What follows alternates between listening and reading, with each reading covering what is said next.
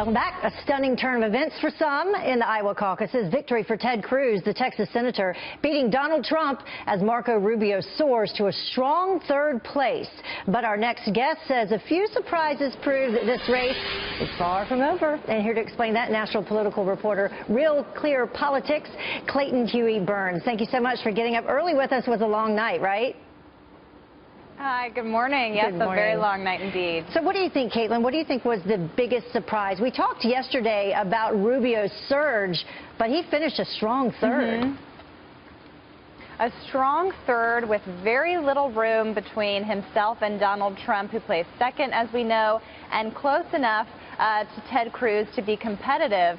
What Marco Rubio was able to do was create a lot of distance between himself and those other mainstream establishment-oriented candidates he was competing with. And so that gives him a big boost of momentum heading into New Hampshire, where the primary takes place next week. Yeah, and something else that proved important with perhaps Cruz winning Iowa would be the ground game. He campaigned in all 99 counties in Iowa, right?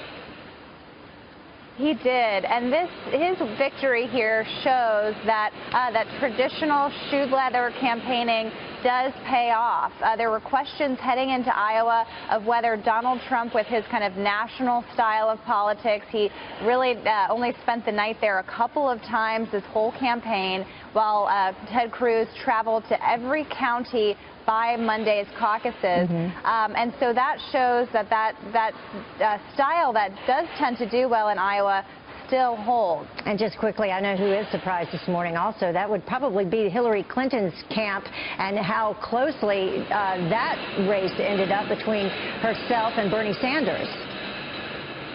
Right. The Clinton campaign is now declaring victory, but this is a very uncomfortable position for her, given that Sanders closed in as close as he did. She now has to go to New Hampshire, where Sanders has a commanding lead and is a more natural fit for that state. So that figures to be a very competitive race heading forward. And that's what we wanted to talk about, Caitlin. We only have about a minute left. Moving forward to New Hampshire.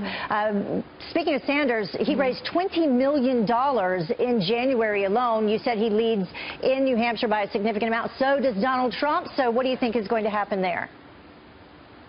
Well, I think New Hampshire is going to be a must-win state for Donald Trump.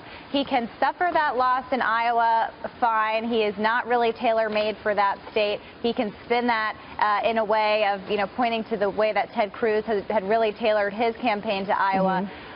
New Hampshire is a must-win state for Donald Trump, and at his heels there will be Marco Rubio, who has this new momentum heading into New Hampshire. Okay, and in 20 seconds or left, who should skip New Hampshire? Anyone head straight to South Carolina?